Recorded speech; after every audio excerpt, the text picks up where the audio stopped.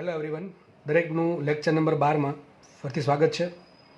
તો લાસ્ટ લેક્ચરમાં આપણે ઘણા બધા દાખલાની પ્રેક્ટિસ કરેલી, બહુ દાખલા બધા ગણેલા, જીમાં અને નીટમાં પૂછેલ દાખલા. તો આજે પણ આપણે દાખલાની પ્રેક્ટિસને અવિરત રાખશું.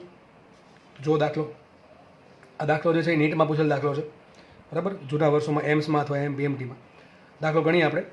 હવે દાખલો ગણતા પહેલાં એક તમને હિન્ટ આપી દઉં કે જ્યારે પણ દાખલામાં તાપમાન અને સમયની વાત કરી હોય, ફરીથી કીધું, તાપમાન અને સમયની વાત કરી હોય ત્યારે હંમેશા વાપરો ન્યૂટનનો શીતનનો નિયમ. શું વાપરો? ન્યૂટનનો શીતનનો નિયમ.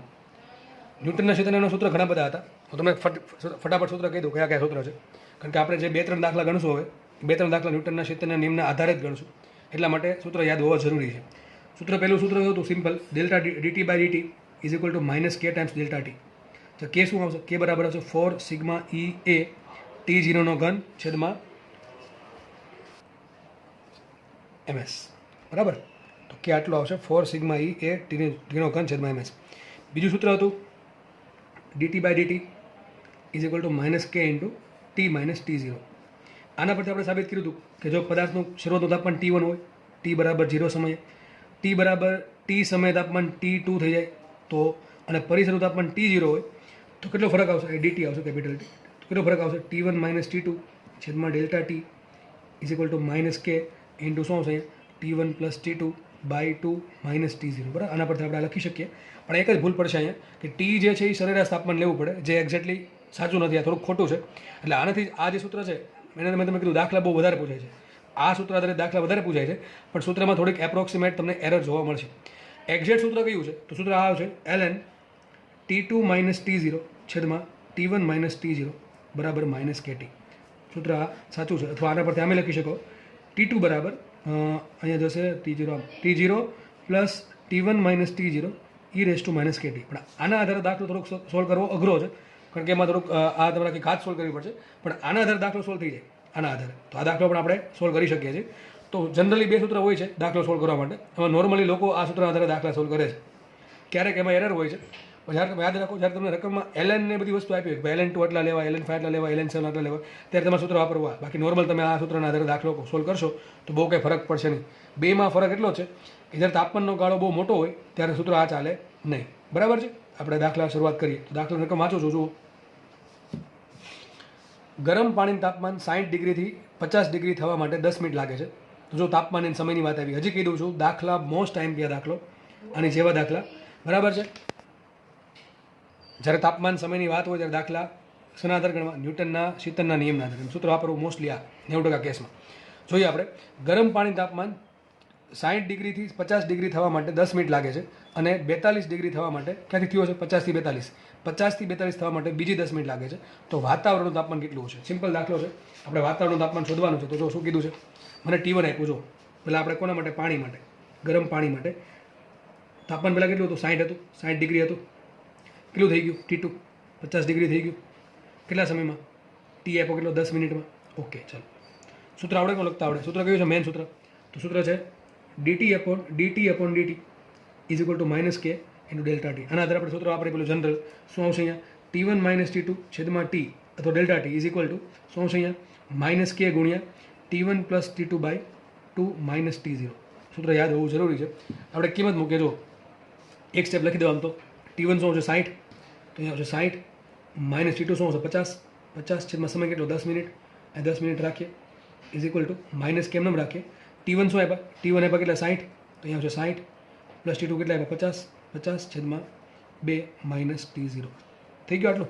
કિંમત મૂકીએ. જુઓ અહીંયા જો 10, 60 માઇનસ 50, 10 આવશે તો શું આવશે? અહીંયા 10 ના છેદમાં 10 મિનિટ ઇઝ ઇક્વલ ટુ આવશે માઇનસ કે એમને 60 ને 50 થાય 110, એટલે ભાગ્યા 2 લખી 55 માઇનસ T0. આને આપે સમીકરણ નંબર 1, બરાબર છે. સમીકરણ નંબર 1 આપ્યું.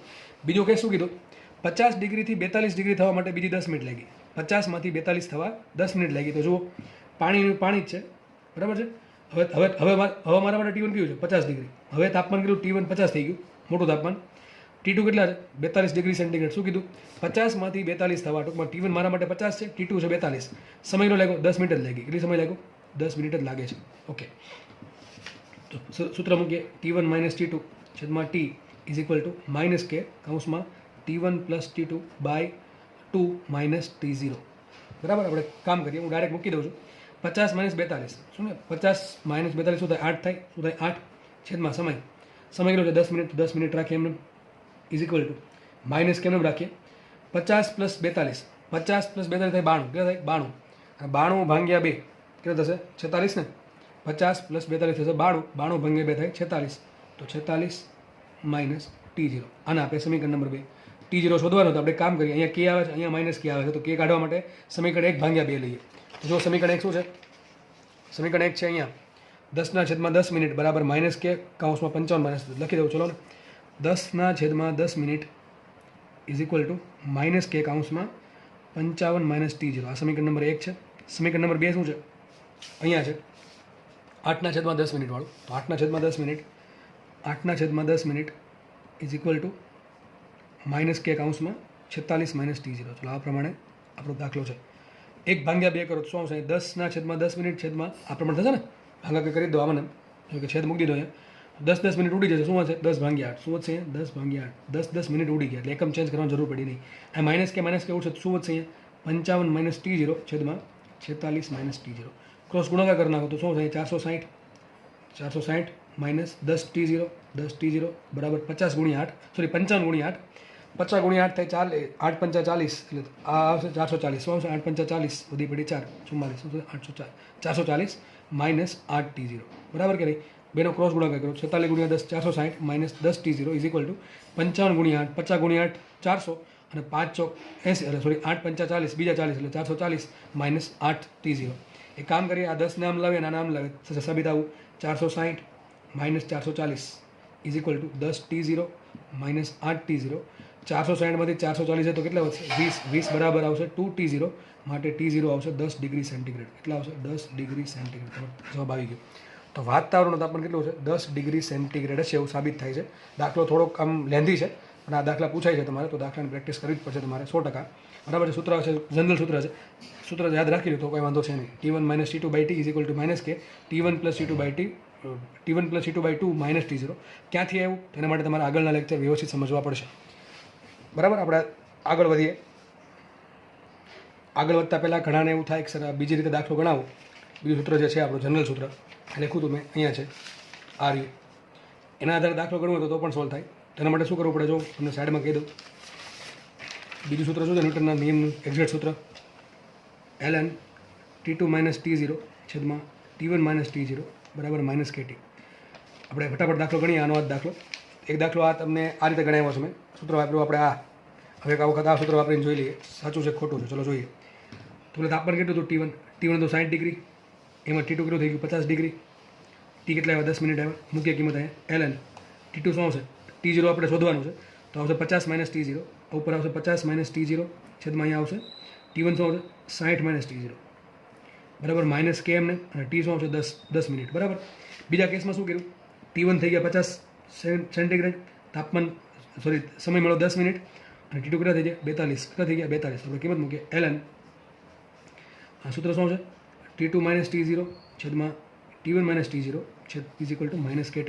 મૂકીએ કિંમત તો ln T2 શું છે? T2 છે 42 માઇનસ T0 છેદમાં T1 છે 50 minus T0 is equal to minus K ગુણ્યા 10. આ સમીકરણ નંબર 1 મળ્યું. આ સમીકરણ નંબર 2 મળ્યા. તમે જોઈ શકો છો સમીકરણ 1ની જે RSS છે એ જ સમીકરણ 2ની RSS છે. તો આ બાજુ ln છે તો આ બાજુ ln છે. મતલબ શું થયો? lnની જે અંદર હોય 100% સરખું જ હોવું જોઈએ. સમજ પડે કે નહીં? આ બાજુ ln આ બાજુ ln. અથવા જો કામ કરીએ બેને સરખાઈ દો તો બે સરખાઈ દો છો. કેમ?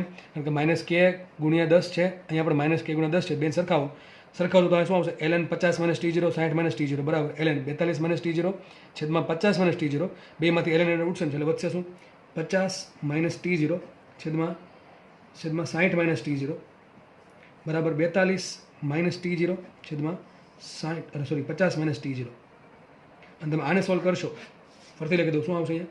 50 માઇનસ T0 છેદમાં 60 માઇનસ T0 બરાબર 42 માઇનસ T0 છેદમાં 50 માઇનસ T0. તો આન્સર તમને સરખો જ આવશે. કેટલો આન્સર આવશે? 10 ડિગ્રી સેન્ટીગ્રેડ. કેટલો આવશે? 10 ડિગ્રી સેન્ટીગ્રેડ. એના માટે તમારે ક્રોસ ગુણાકાર કરવો પડશે.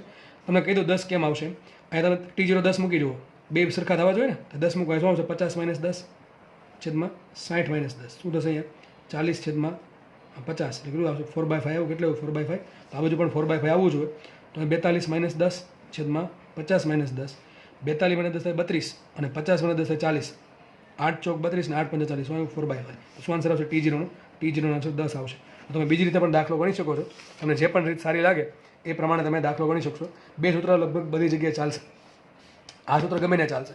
તાપમાનનો તફાવત મોટો હોય કે નાનો હોય, પણ આગળ જે આપણે સૂત્ર લખ્યું T1 વાળું, T1 T2 વાળું, એ માત્ર ને માત્ર ખાલી ક્યાં લાગશે? તાપમાનના નાના ગાળા માટે. અને વધારે દાખલા લોકો જે સોલ્વ કરે છે એ જે આગળ દાખલો ગણાવ્યો એના આધારે સોલ્વ કરે છે. તમે ચાહો તો આ પ્રમાણે પણ ગણી શકો છો. આન્સરમાં કોઈ ફરક પડશે નહીં. આના પરથી આપણે નેક્સ્ટ દાખલો ગણીએ. નેક્સ્ટ દાખલા રકમ વાંચીએ. બેઠો દાખલો છે, આવો સેમ ટુ સેમ દાખલો લીધો છે મેં. આ દાખલો જેમાં પૂછેલ દાખલો હમણાં શું છે જુઓ. પદાર્થનું તાપમાન 60 ડિગ્રીથી 50 ડિગ્રી થતાં 10 મિનિટ લાગે છે. તો આપણે પેલા T1 આપ્યું. T1 કેટલા આપ્યા? 60 ડિગ્રી. T2 કેટલા આપ્યા? 50 ડિગ્રી. બરાબર છે. કેટલો સમય લાગ્યો? T લાગ્યો 10 મિનિટ. કેટલો લાગ્યો સમય? 10 મિનિટ સમય લાગે છે. ઓકે. વાતાવરણનું તાપમાન 25 ડિગ્રી સેન્ટીગ્રેડ છે. T0 કેટલા આપ્યા? 25. ઓકે. પછીની 10 મિનિટ પછી પદાર્થનું તાપમાન કેટલું હશે? દાખલો બહુ સિમ્પલ છે કે ભાઈ પછીની 10 મિનિટ પછી પદાર્થનું તાપમાન હશે કેટલું. તો દાખલો ગણીએ આપણે. દાખલો 2 સોલ્વ થાય છે. એમાં આપણે તમને ઇઝી રીત કરાવી દઉં છું. સૂત્ર કયું આવશે? ln T2 માઇનસ T0 છેદમાં T1 માઇનસ T0 બરાબર શું આવશે? Minus k into T. આવે કે ન આવે? બરાબર. તો આપણે કિંમત મૂકીએ. ઇમ્પ્લાઇઝ ઇટ ln T2 શું આવશે? 50. કેટલા આવશે? 50. 50 માઇનસ T0 કેટલા છે? T0 25 છેદમાં T1 કેટલા છે? 60. 60 માઇનસ 25 બરાબર માઇનસ કે એમ ને ટી કેટલા આવ્યા? 10 મિનિટ. કેટલા આવ્યા? 10 મિનિટ. તો સોલ્વ કરીએ તો શું આવશે? ln 50 માઇનસ 25 25 છેદમાં 60 માઇનસ 25 એટલે 35 થશે ને, ઇઝ ઇક્વલ ટુ માઇનસ કે ગુણ્યા 10 મિનિટ. આના આપણે સમીકરણ નંબર 1.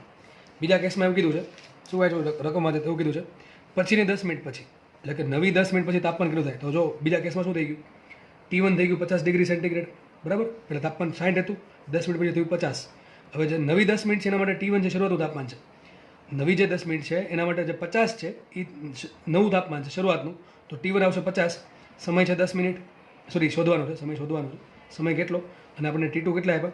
T2 આપણે સોરી 10 મિનિટ સમય આપેલો છે, સોરી ભૂલ પડી ગઈ. 10 મિનિટ પછી કીધું છે તો 10 સમય તમે 10 મિનિટ આપ્યો અને T2 શોધવાના છે. તો આપણે સેમ સૂત્ર મૂકીએ. ln T2 માઇનસ T0 છેદમાં T1 માઇનસ T0 બરાબર માઇનસ KT. T0 તો વાતાવરણનું તાપમાન અચળ છે કેટલું? 25 ડિગ્રી સેન્ટીગ્રેડ. ખબર પડી કે નહીં? તમને પહેલાં એવું કીધું 10 મિનિટમાં પહેલાં તાપમાન 60માંથી 50 થયું, અને એવું કીધું બીજી 10 મિનિટમાં તાપમાન 50માંથી કેટલું થાય? તો આપણે શરૂઆતનું તાપમાન 50 થયું. T2 આપણું શોધવાનું છે. આપણે કિંમત મૂકીએ. ln એમ રાખીએ. T2 શું આવશે? શોધવાના છે. T2 માઇનસ T0 કેટલા? 25 એમ રાખીએ છેદમાં T1. અરે T1 કેટલા છે? T1 50.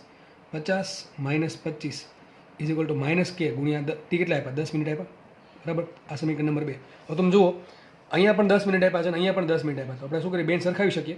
તો બેન સરખાવો તો તરત આન્સર આવશે. શું આવશે આ બાજુ? ઉપર શું મળ્યું આપણને? ln 25 ભાગ્યા 35. તો આ બાજુ આવશે ln 25 છેદમાં 35 is equal two ln T2 minus 25 છેદમાં 50 માઇનસ 25 હશે 25. બરાબર કે નહીં? તો આપણે કામ કરીએ, બે સાઈડથી ln ઉડી જશે. અહીં શું આવશે?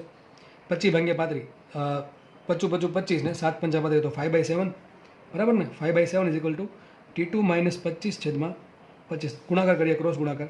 25 ગુણ્યા 5 125, 125 બરાબર 7 ટાઈમ્સ T2 માઇનસ 25 ગુણ્યા 7, 25 ગુણ્યા 150 175 કેટલા થશે? 175. માટે કેટલા આવશે?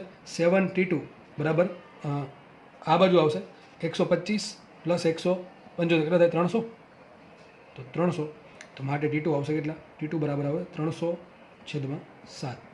7 ચોક 28, 7 ચોક 28 વિધા કેટલા? 2 20, 7 તેરી 43 જેવો કંઈક આવશે. 43 થોડુંક ઓછું. તો રફલી આન્સર શું આવશે? 43 ડિગ્રી સેન્ટીગ્રેડ. તમે આ દાખલો આ પ્રમાણે ગણી શકો છો. બરાબર છે. અથવા તમને બીજી રીત પણ ગણાવું છું કે જે નોર્મલી લોકો યુઝ કરે છે. તો આપણે એ પ્રમાણે પણ દાખલો ફટાફટ ગણી લઈએ. જુઓ, તમને શરૂઆતમાં આ રીત ખબર પડી હશે ને બધાને? મેનામાં જોવાનું છે T2 T1 T0 શું છે? T2 છે અંતિમ તાપમાન, T1 છે પ્રારંભિક તાપમાન, અને T0 છે આપણે જે પરિસર છે વાતાવરણ એનું તાપમાન, અને T છે સમયગાળો. બાકી કે એમાં ભૂલ પડશે નહીં. સૂત્ર નહીં આવડે તો ભૂલ પડશે. ચલો તો આપણે દાખલો બીજી રીતે ગણીએ. પહેલાં મને કીધું તાપમાન 60 ડિગ્રી હતું બરાબર. પછી કેટલું થઈ ગયું? 50 થઈ ગયું. કેટલા સમયમાં થઈ ગયું? 10 મિનિટમાં. કેટલા સમયમાં થઈ ગયું? 10 મિનિટમાં. આપણે શોધીએ ફટાફટ. સૂત્ર મૂકીએ કયું?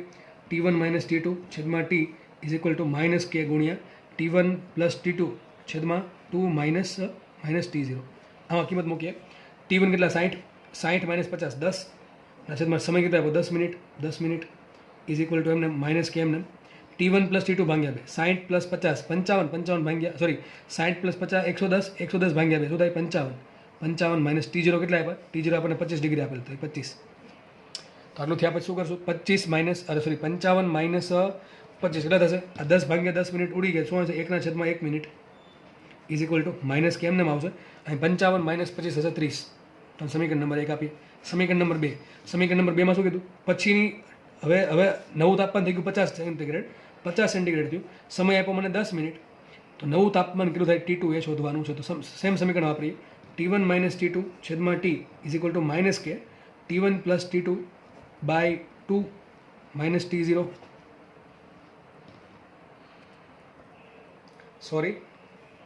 T1 plus T2 by 2 minus T0 કિંમત મૂકીએ આપણે T1 50 માઇનસ T2 તો આ શું આવશે 50 માઇનસ T2 એમને રાખવા પડશે છેદમાં T શું આપ્યો 10 મિનિટ આપ્યા okay 10 minute is equal to minus કે એમને રાખીએ T1 પ્લસ T2 તો શું આવશે 50 પ્લસ T2 ભાગ્યા 2 માઇનસ T0 કેટલા 25 કેટલા છે 25 એકદમ કામ કરો અહીંયા 25 ગુણ્યા 2 શું થાય 50 તો 50 પ્લસ T2 માઇનસ 50 છેદમાં 2 50 માઇનસ 50 થઈ જાય ઉડી જશે શું અહીંયા આવશે ખાલી T2 ભાગ્યા 2 તો અહીંયા આવશે 50 માઇનસ T2 છેદમાં 10 મિનિટ ઇઝ ઇક્વલ ટુ શું આવશે માઇનસ કે ફરી કીધું 25 દુ 50 પ્લસ T2 માઇનસ 50 ઉડી ગયા શું આવશે અહીંયા T2 છેદમાં 2 અને આપણે સમીકરણ નંબર 2 આપીએ અને બીજી વાત આ 10 આપણે ઉડાડવા નથી તો શું આવશે 10 છેદમાં 10 મિનિટ એમ રાખીએ હવે સમીકરણ નંબર 1 જુઓ 2 જુઓ 10 છેદમાં 10 મિનિટ છેદમાં 50 માઇનસ T2 છેદમાં 10 minute is equal to minus કે ગુણ્યા 30 છેદમાં અહીંયા આવશે એક મિનિટ શું આવશે માઇનસ કે ગુણ્યા T2 બાય T2 બેને ભાગાકાર કરીએ તો બે સમીકરણ ફરીથી લખી દઉં છું આ પ્રમાણે છે સમીકરણ 10 છેદમાં 10 મિનિટ ઇઝ ઇક્વલ ટુ છે કેટલા માઇનસ 30 કે સમીકરણ નંબર 1 છે અને સમીકરણ 2 આવું છે 50 માઇનસ T2 છેદમાં 10 minute is equal to minus K into T2 by 2 બેનો ભાગાકાર કરીએ આપણે ભાગાકાર કરીએ તો એ 10 મિનિટ ઉઠશે ઉપર શું હશે 10 છેદમાં 50 minus T2 is equal two આ કે ઉડી જશે માઇનસ ઉપર શું હશે 30 છેદમાં શું હશે T2 ભાગ્યા 2 ક્યાં જાય ઉપર તો શું હશે 60 છેદમાં T2 તો આનો ક્રોસ ગુણાકાર આને જોડે કરો આનો ગુણાકાર આને જોડે કરો તો 10 ગુણ્યા T2 થશે 10 T2 ઇઝ ઇક્વલ ટુ 5 ને બીજા બે બિંદા 3000 માઇનસ 60 T2 બરાબર તો આ બાજુ આવશે શું સાબિત થશે 60 ને 10 70 T2 ઇઝ ઇક્વલ ટુ 3000 તો માટે T2 બરાબર શું આવ્યું 300 છેદમાં 7 એટલે કેટલો આવશે 43 ડિગ્રી સેન્ટીગ્રેડ તમને મેં બે અલગ રીતે દાખલા ગણાવ્યા જુઓ તમે બેનો આન્સર સેમ જ આવ્યો આનો કેટલો આન્સર આવ્યો 43 આનો પણ કેટલો આન્સર આવ્યો 43 તો પહેલી રીત કહી દો પહેલી રીતમાં આપણે સૂત્ર અલગ વાપરીએ છીએ સૂત્ર વાપરવાથી જો કંઈ ફરક બહુ પડતો નથી તો સૂત્ર એક વખત આપણે વાપરું આ ln T2 માઇનસ T0 છેદમાં T1 માઇનસ T0 બરાબર માઇનસ KT અને બીજી વખત કયું વાપરું બીજી વાપરે આપણે T1 minus T2 by T is equal to minus K T1 plus T2 by 2 minus T0 બે અલગ કેસ લેવાના બે માટે સૂત્ર વાપરવાનું અને બંનેના સમીકરણ સોલ્વ કરવાના તો તમને આન્સર મળી જશે અને આમાં હજી એક ક્વેશ્ચન છે કે કે કેટલો હશે તો કે તો આરામથી મળી જાય કઈ રીતે મૂકવાનું જો અહીંયા 10 આપ્યા તમને 10 મિનિટ આપ્યા માઇનસ કે ઇન્ટુ 30 તમને કે મળે કે ન મળે સમીકરણ 1 સોલ્વ કરો શું મળશે કે મળશે શું મળશે કે તમને મળી જશે કઈ રીતે મળશે ફરીથી કીધું આવું આપણે સમીકરણ 1 છે 10 છેદમાં 10 minute is equal to minus 30 કે તો કે બરાબર શું આવશે આ માઇનસ ઘડી ભૂલી જાવ તો શું આવશે 10 છેદમાં 10 મિનિટ ગુણ્યા 30 હવે 10 મિનિટ તમારે સમય ફેરવી દેવો પડે સેકન્ડમાં તો શું આવશે આ 10 ભાગ્યા 30 1/3 થશે અને આ 10 મિનિટને સેકન્ડમાં ફેરવો કેટલી સેકન્ડ થાય 600 સેકન્ડ કેટલી થાય 600 તો શું આવશે 1/1800 તો કે કેટલા હશે 1/1800 શું આવશે કેના બરાબર 1/1800 ફરીથી કીધું કઈ રીતે કર્યા આપણે સમીકરણ બનાવ્યું T1 minus T2 by T is equal to minus K T1 plus T2 by 2 minus T0 કિંમત મૂકી તો આપણે છેલ્લે સાબિત થયું 10 છેદમાં 10 minute is equal to minus કે ગુણ્યા 30 કે શોધવા માટે કેને કરતા બનાવો 30 ક્યાં આવશે છેદમાં 10 ઉઠશે શું વધશે છેદમાં 1/30 મિનિટ શું વધશે 1/30 મિનિટ કે બરાબર 1/30 મિનિટ થાય પણ કેનો આન્સર આપણે એસઆઈ એકમમાં લાવીએ તો મિનિટને શું કરવું પડે સેકન્ડમાં ફેરવવા પડે શું થશે 1/30 ગુણ્યા 60 એટલે શું આવશે 1/1800 કે એનો આન્સર આવશે આના પરથી આપણે એક છેલ્લો દાખલો ગણી લઈએ ન્યૂટનના નિયમ આ દાખલો છે એ જીમાં પૂછેલ દાખલો છે ચલો જોઈએ દાખલો આપણે શું કહે જો 80 ડિગ્રી તાપમાનવાળા પદાર્થને 30 ડિગ્રીમાં મૂકવામાં આવે છે 5 મિનિટમાં તેનું તાપમાન 80 ડિગ્રીમાંથી 40 ડિગ્રી થયું તો જો T1 કેટલા આપ્યા 80 ડિગ્રી સેન્ટીગ્રેડ ઓકે T2 કેટલા આપ્યા 40 ડિગ્રી સેન્ટીગ્રેડ T0 કેટલા આપ્યા 30 ડિગ્રી સેન્ટીગ્રેડ અને સમય કેટલો આપ્યો 5 મિનિટ આટલું મને આપ્યું 5 મિનિટ ઓકે તો જો તો 5 મિનિટ લાગે છે. તો 62 ડિગ્રી સેન્ટીગ્રેડથી 32 ડિગ્રી સેન્ટીગ્રેડ તાપમાન થવા માટે કેટલો સમય લાગે? બસ સિમ્પલ ક્વેશ્ચન છે. તાપમાન 80 ડિગ્રી હતું, એમાંથી 40 ડિગ્રી થવા માટે 5 મિનિટ લાગી. જો ગાળો બહુ મોટો છે, જુઓ તાપમાનનો ફેરફારનો ગાળો છે બહુ મોટો છે. 80માંથી 40 એટલે કેટલું થયું? 40 ડિગ્રી. તો ડેલ્ટા ટી 40 છે, T0 નાના છે. જો ઊંધું છે. આપણે જે સૂત્ર તાર્યું તેમાં શું હતું? ડેલ્ટા ટીની કિંમત T0 કરતાં બહુ મોટી હોવી જોઈએ નહીં, નાની હોવી જોઈએ. પણ અહીંયા ઊંધું થાય છે. 80માંથી 40 થયું તો તાપમાનનો તફાવત બહુ મોટો છે, અને તાપમાનનો તફાવત T0 કરતાં મોટો છે. તો આપણે જે પેલું સૂત્ર છે ન્યૂટનનું, એ ચાલશે નહીં. ખબર પડે કે નહીં? ન્યૂટનનું કયું સૂત્ર? પેલું જનરલ સૂત્ર, T1 - T2 by delta T is equal to -k into T1 + T2 by 2 - T0. આ ચાલશે નહીં. આ ક્યારે વપરાય? જ્યારે ડેલ્ટા ટીની કિંમત T0 કરતાં નાની હોય તો, ટૂંકમાં ઘણી નાની હોય તો ચાલે.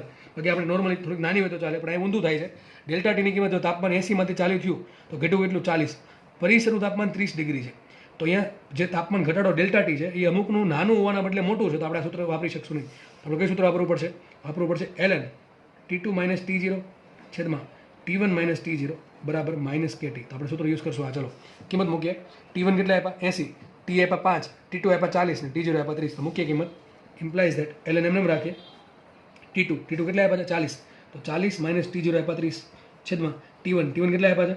T1 આપ્યા છે 80, 80 - T0 30 is equal to minus કેમ એમ રાખીએ. અને ટી કેટલા આપ્યા છે? ટી આપ્યા છે મને 5 મિનિટ. કેટલા આપ્યા છે? 5 મિનિટ. ઓકે, તો વ્યવસ્થિત કરી દઈએ તો શું આવશે? આ ln 40 - 30 10 અને 80 - 50, 80 - 30 થાય 50 ઇઝ ઇક્વલ ટુ -k ગુણ્યા 5 મિનિટ. તો શું સાબિત થયું? ln 1/5 શું થશે? ln 1/5 is equal to -k ગુણ્યા 5 મિનિટ. આને સમીકરણ નંબર 1 આપી શકાય. અને બીજી વાત, તમને રકમમાં ln 2 ની કિંમત આપી દીધી છે, ln 5 ની કિંમત આપી દીધી છે. ln 2 ની કિંમત તમને કદાચ યાદ હશે, કેટલી હશે? 0.693, અને ln 5 ની કિંમત આવશે 1.690. આપણે એક કામ કરીએ, આ જે ln 5 છે, ln 1/5 છે. શું છે આ? ln 1/5.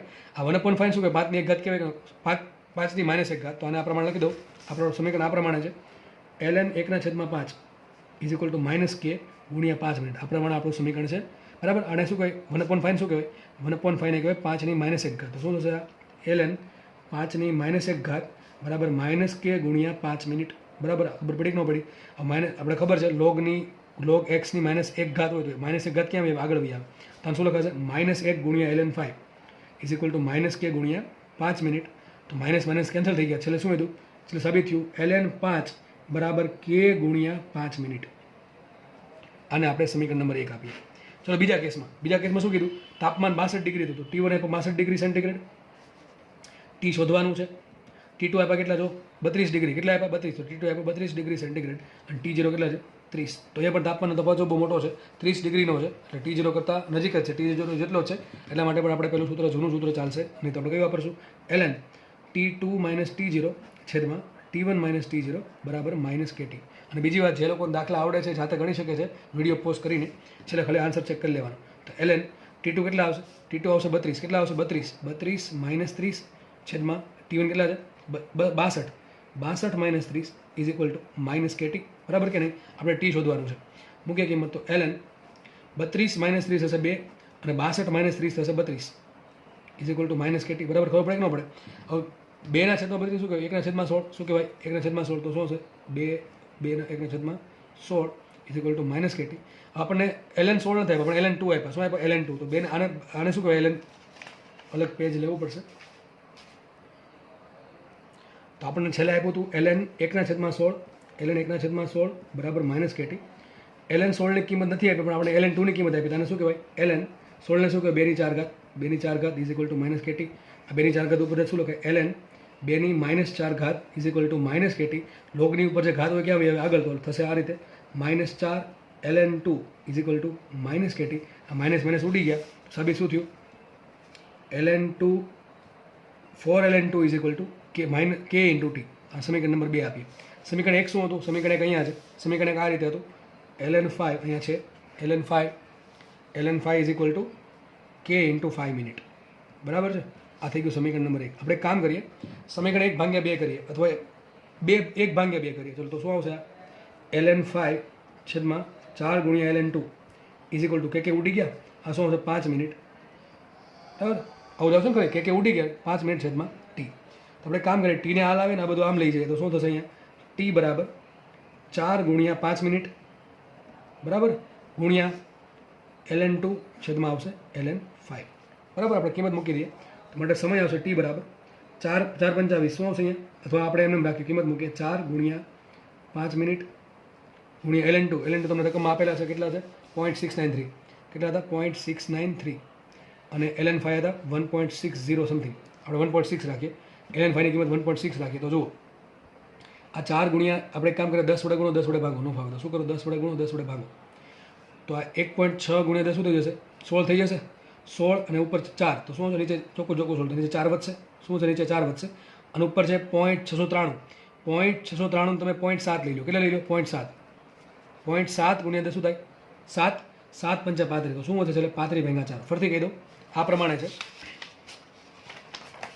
આપણો t ઇઝ ઇક્વલ ટુ 4 ગુણ્યા 5 મિનિટ ગુણ્યા ln2 હોય 0.693 છેદમાં ln5 છે 1.6, તો આપણે 10 વડે ગુણ્યા આ 0.693 છે ને 0.7 લીધો, 0.7 છે ને 10 વડે ગુણો 7 થશે, અને 1.6 છે એને તમે 10 વડે ગુણો શું થશે 16 થશે, આ ચોખ્ખું 16, તો 7 પંચા 35 ભાગ્યા 4, તો શું આન્સર આવશે t બરાબર 35 ભાગ્યા 4. તો કેટલો આન્સર આવશે 8.75 જેવો કંઈક આવે ને, ચોખ્ખું 16 સોરી 36 ભાગ્યા 4 હોત તો 9 આન્સર આવત, એમાં એક ઓછું છે એટલે શું આવશે 8.75 મિનિટ જેવું કંઈક આવે, 8.75 મિનિટ, બરાબર. આપણે ઓપ્શન ચેક કરી લઈએ શું આન્સર આવે, તો જુઓ એક ઓપ્શન છે 3.75, તો આ તો નહીં આવે, એક છે 8.6 આ આવશે, 6.50 નહીં આવે, 9.6 પણ નહીં આવે, તો શું આન્સર આવશે 8.75 મિનિટની આસપાસ, એટલે કે 8.6 મિનિટ જેવો કંઈક આન્સર આવશે. તમારો જવાબ આવી ગયો છે, આ જવાબ છે.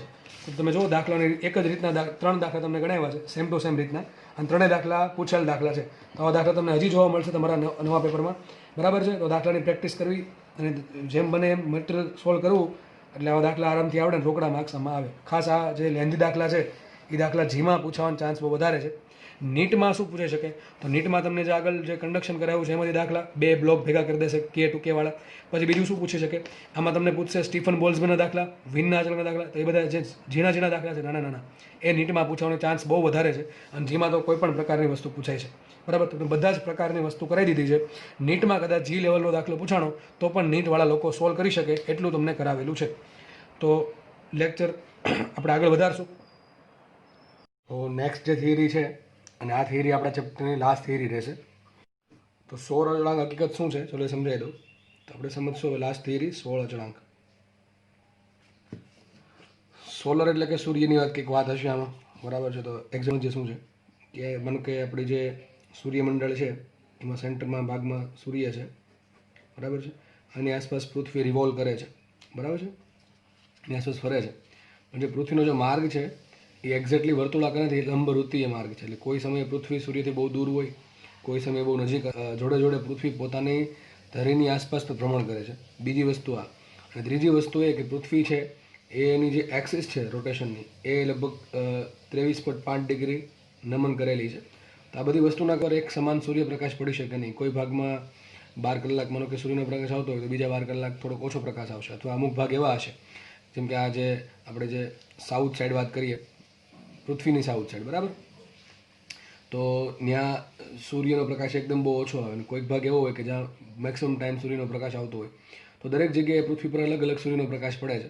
તો એક્ઝેક્ટલી મારે એ જાણવું છે કે એવરેજ પૃથ્વીને કેટલી ઉર્જા મળે છે. જો હકીકતે જે સોલર એમાં બહુ ટોપિક મહત્ત્વનો થઈ જાય છે, કારણ કે આપણે જે મોદી સરકાર કે ગવર્મેન્ટ સ્કીમ આપે સોલર પેનલ માટે સબસિડી આપે, એમાં આ વસ્તુ બહુ જરૂરી છે કે અમુક કન્ટ્રી એવા છે કે જ્યાં સૂર્યનો પ્રકાશ નથી, કે સૂર્યમાંથી જે ઉર્જા મળે છે એનો આપણે યુટિલાઇઝ કરીને ઇલેક્ટ્રિસિટી જનરેટ કરીએ. અને ભારત જેવા દેશમાં તો લગભગ 12 માસ સૂર્યનો પ્રકાશ પૂરતો મળી રહે છે, બરાબર છે. તો આપણે તે વસ્તુ 100% કરવી જ જોઈએ. તો એ સમજીએ કે સોલર અચળાંક કોને કહેવાય. તો એવરેજ પૃથ્વીને સૂર્યપ્રકાશ મળશે નહીં. કેમ એવરેજ મળશે? કારણ કે કોઈ એક ફિક્સ પોઝિશન પર નથી, અને પૃથ્વી છે એ આખો દિવસ શું કહે 24 કલાકમાં એક ભ્રમણ પૂરું કરે છે, એટલે પોતાની ધરીની આસપાસ ભ્રમણના કારણે દરેક ભાગ અમુક સમય માટે સૂર્યની સામે આવશે. તો એટલા માટે પૃથ્વીના દરેક ભાગ પર સરખો સૂર્યનો પ્રકાશ પડતો નથી. તો મારે એ જાણવું છે કે પૃથ્વીને સૂર્ય તરફથી કેટલી સોલર એનર્જી, એટલે કે બસ એ જાણવા માટે નવું પદ આવ્યું, એ છે સોલર કોન્સ્ટન્ટ. શું છે? સોલર કોન્સ્ટન્ટ અથવા સોલર અચળાંક. તો મતલબ શું છે, એક્ઝેક્ટલી શું છે? મતલબ આવો છે કે પૃથ્વીની મીટર સ્ક્વેર ક્ષેત્રફળની સપાટી પર મળતી સૂર્ય ઉર્જા અથવા સૂર્ય પાવર ને સોલર અચળાંક કહે છે. બસ સિમ્પલ વ્યાખ્યા છે. સોલર અચળાંક કહે છે. શું છે? પૃથ્વીની કોઈ પણ 1 મીટર સ્ક્વેરની ક્ષેત્રફળની સપાટી લેવાની, ત્યાં એવરેજ કેટલો સૂર્યપ્રકાશ પડે અથવા કેટલો પાવર મળે અથવા કેટલી સોલર ઉર્જા મળે એને શું કહેવાય? સોલર અચળાંક કહે છે. અથવા તમે સોલર ઉર્જાની વાત કરો તો આમ લખવું પડે કે પૃથ્વીની 1 મીટર સ્ક્વેર ક્ષેત્રફળવાળી સપાટી પર 1 સેકન્ડમાં કેટલી સોલર ઉર્જા મળે છે એને શું કહેવાય? સોલર અચળાંક એસ કહે છે. સોલર અચળાંક એસ કહે છે. બહુ સિમ્પલ વ્યાખ્યા છે. હવે મારે સૂર્યમાંથી કેટલી ઉર્જા પૃથ્વીના 1 મીટર સ્ક્વેર ક્ષેત્રફળ છે તો હું શું કરીશ? જુઓ, પહેલાં હું એ ફાઇન કરી નાખું કે સૂર્યમાંથી કુલ કેટલી ઉર્જા કેટલી ઉત્પન્ન થાય છે. એટલે આપણે એ જોશું કે સૂર્યમાંથી કુલ ઉત્પન્ન કેટલી થાય છે, કેટલી પ્રોડ્યુસ થાય છે સૂર્ય, અથવા કેટલી 1 સેકન્ડમાં કેટલો પાવર ઉત્પન્ન કરે છે, કેટલી 1 સેકન્ડમાં કેટલી ઉર્જા ઉત્પન્ન કરે છે, એટલે કે કેટલો કુલ પાવર જનરેટ કરે છે એ ફાઇન કરી નાખીએ. અને એના પરથી આપણે એ કરશું કે એમાંથી પૃથ્વીને કેટલી મળે છે. બરાબર છે? તો એ બેને ભાગાકાર કરશું એટલે આપણને શું મળી જશે? મારો સોલર અચળાંકની વ્યાખ્યાનું સૂત્ર મળી જશે. તો શું કરીએ? જો સૂર્ય, તો ધારો કે સૂર્ય દોરીએ આપણે, સન. સપોઝ કે આ સૂર્ય છે. બરાબર? ધારો કે એની રેડિયસ છે આરએસ. કેટલી રેડિયસ છે? આરએસ. તો આરએસ રેડિયસનો સૂર્ય, જસ્ટ મિનિટ, સૂર્ય ધારીએ આપણે આરએસ રેડિયસનો. હવે ધારો કે સૂર્યની સપાટીનું તાપમાન કેપિટલ ટી છે. કેટલું છે? એની તાપમાનની વાત કરું છું. જેમ જેમ તમે અંદર જશો સૂર્યના કેન્દ્ર તરફ એનું તાપમાન, અને આપણે જે ઉર્જા ઉત્પન્ન થાય છે એવું માનશું કે એની સપાટી પરથી ઉત્પન્ન થાય છે. આપણને આગળ સમજાવેલું છે કે સૂર્ય છે એક બ્લેક બોડી છે. બરાબર ને? સૂર્ય છે એક બ્લેક બોડી. બોલ્ઝમેન્ટે શું કીધું? કોઈ પણ વસ્તુનું તાપમાન કેપિટલ ટી હોય, નિરપેક્ષ તાપમાન, આ નિરપેક્ષ સૂર્યનું નિરપેક્ષ તાપમાન કેપિટલ ટી છે તો માનીએ તો સૂર્યમાંથી કેટલો ઉત્પન્ન પાવર કેટલો ઉત્પન્ન થાય? E ઇઝ ઇક્વલ ટુ આપણે ભણેલા છે સિગ્મા ઈ એ ટીની 4 ઘાત. સિગ્મા ઈ એ ટીની 4 ઘાત. તો સૂર્ય છે આટલી ઉર્જાનું ઉત્સર્જન કરે છે, આટલા પાવરનું, સોરી, 1 સેકન્ડ માટે સિગ્મા ઈ એ T⁴. હવે આપણને ખબર છે કે સૂર્ય છે એ બ્લેક બોડી છે, અને બ્લેક બોડી માટે ઈ કેટલા હોય? 1 હોય. તો આપણે શું મૂકીએ? ઈ બરાબર 1 મૂકીએ તો કેટલો પાવર ઉત્પન્ન થશે? E is equal to sigma A ટીની 4 ઘાત. આટલું થઈ ગયું. એરિયા શું આવશે? એરિયા શું લેવાનો? સપાટીનું ક્ષેત્રફળ. સૂર્યની સપાટી, સૂર્ય કેવો આકાર છે? આપણે એને સંપૂર્ણ ગોળ ધારીએ. બરાબર છે? ઘન ગોળો ધારીએ સૂર્યને, તો સૂર્યની સપાટીનું ક્ષેત્રફળ શું થાય? 4πr². તો એ સૂત્ર શું આવશે? સિગ્મા 4π, ત્રિજ્યા શું છે સૂર્યની? આરએસ. તો 4πr² ઇન્ટુ T⁴. આટલી બધાને ખબર આરામથી પડી ગઈ છે કે સૂર્ય છે એક ઘન ગોળો હોય અને એનું તાપમાન જો કેપિટલ ટી હોય સપાટીનું, અને સપાટીનું એરિયા થશે એનું 4πr². 4πr અનુસાર આપણે આર એસ એટલા માટે ધાર્યું છે કે એસ છે એ સૂર્યની રેડિયસ ઓફ સન. આરએસ બતાવે રેડિયસ ઓફ સન. તો સૂત્ર આવશે સિગ્મા 4πr² ઇન્ટુ ટીની 4 ઘાત. હવે જો સિગ્મા આપણને ખબર છે 5.67 × 10⁻⁸. બરાબર છે? એસઆઈ એકમમાં 4π પણ અચળ છે. આરએસ છે એ સૂર્યની ત્રિજ્યા છે અને ટીની 4 ઘાત છે સૂર્યનું તાપમાન છે. જો સૂર્યની ત્રિજ્યામાં કંઈક વધઘટ થાય કે સૂર્યના તાપમાનમાં કંઈક વધઘટ થાય તો એમાંથી જે પાવર ઉત્પન્ન થાય છે એમાં કંઈક વધઘટ થશે. તો આપણે એક સમીકરણ મળી ગયું. કયું સમીકરણ મળ્યું? કે સૂર્યમાંથી ઉદ્ભવતો પાવર, કેટલો પાવર કુલ કેટલો ઉદ્ભવશે? E is equal to sigma 4πr² into ટીની 4 ઘાત. આને આપણે સમીકરણ નંબર 1 આપીએ. હવે આપણે મેં શું કીધું? તો આપણે 2 સ્ટેપમાં દાખલો ગણશું કે સૂર્યમાંથી કુલ કેટલો પાવર ઉત્પન્ન થાય છે અને એમાંથી પૃથ્વી કેટલો પડે છે. ચલો આપણે એ જોઈએ. તો માની લઈએ કે આપણે થોડુંક એક માનો કે આ સૂર્ય છે, સેન્ટરમાં સૂર્ય છે, અને આપણે એમ માનશું કે પૃથ્વી છે એ એનાથી લંબરૂપીય નહીં પણ એક વર્તુળાકાર માર્ગમાં ભ્રમણ કરે માની લઈએ, કારણ કે તો આપણે ઇઝીલી ફાઇન્ડ કરી શકશું. બરાબર? બાકી તો થોડુંક અઘરું પડી જાય કે દરેક સ્થાને પૃથ્વી માટે સોલર અચળાંક અલગ અલગ હોય. તો આપણે જે ફાઇન્ડ કરીએ છીએ એ કોઈ એક ત્રિજ્યા માટે ફાઇન્ડ કરશું, એટલે કે એક વર્તુળાકાર માર્ગે ફાઇન્ડ કરશું. તો માનો કે પૃથ્વી છે, સપોઝ આ પૃથ્વી લઈ લઈએ. પૃથ્વી છે સૂર્યથી ડી અંતર છે. કેટલા અંતર? દૂર છે ડી અંતર. આ ડી શું છે? ડી છે એ સૂર્યનો વ્યાસ નથી, ડી છે અંતર છે, distance between earth and sun. શું છે? D is equal to distance between centre of earth and centre of sun. ટૂંકમાં બેના કેન્દ્રો વચ્ચેનું અંતર છે ડી, અથવા સિમ્પલ એમ કહી શકાય પૃથ્વી અને સૂર્ય વચ્ચેનું અંતર સ્મોલ ડી રાખીએ આપણે. હવે પૃથ્વી ક્યાં હોઈ શકે? તો પૃથ્વી તો અહીંયા હોઈ શકે, પૃથ્વી તો અહીંયા હોઈ શકે, પૃથ્વી તો અહીંયા હોઈ શકે, કોઈ પણ જગ્યાએ હોઈ શકે. એવું નથી કે ખાલી અહીંયા જ છે હંમેશા. બરાબર છે? તો આપણે એક કામ કરીએ, પૃથ્વી ક્યાં હોઈ શકે એમાં એને અંદાજિત ફિગર દોરીએ. તો બધું જોડશો તો લગભગ તમને એક સર્કલ મળશે.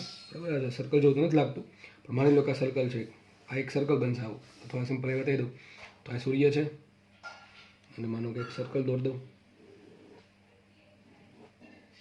આવું કંઈક હશે, અને સેન્ટરમાં સૂર્ય રહેશે.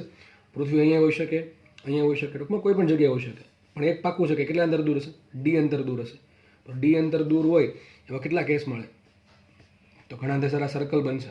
સર્કલ ના બને, ગોળો બને. વિચારો, સૂર્ય છે અને પૃથ્વી છે એ 3Dમાં હોઈ શકે કે ના હોઈ શકે? પૃથ્વી છે આ ઉપર તે ડી અંતર હોઈ શકે, નીચે તે અંદર ડી અંતર હોઈ શકે. તો પૃથ્વીની હોવાની પોસિબિલિટી ક્યાં છે, બરાબર છે, પ્રોબેબિલિટી ક્યાં છે, સંભાવના કેટલી છે?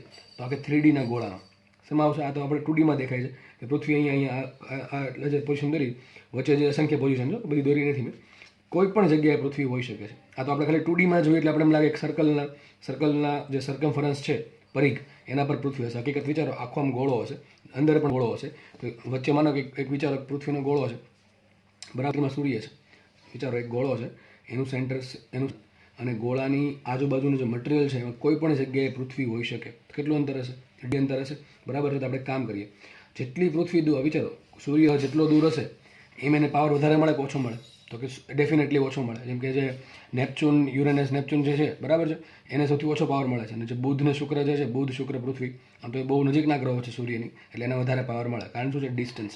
જેટલું ડિસ્ટન્સ વધારે થાય એટલું એને પાવર ઓછો મળે. માનો કે એક જગ્યાએથી પ્રકાશ આવતો હોય, ધારો કે આમ તો ઘણો 200 મીટર અંદરથી દૂર અંતરથી પ્રકાશ આવતો હોય તો તમને એકદમ ડીમ લાઇટ લાગે, પણ તમે જેમ જેમ નજીક જશો એમ એ લાઇટની તીવ્રતા વધતી જશે, ટૂંકમાં પાવર વધતો જશે. અને આ વાત આપણે 12મા ધોરણમાં આરામથી સારા રીતે સમજી શકશું, બરાબર છે. તીવ્રતા, જેને કહેવાય ઇંગ્લિશમાં ઇન્ટેન્સિટી.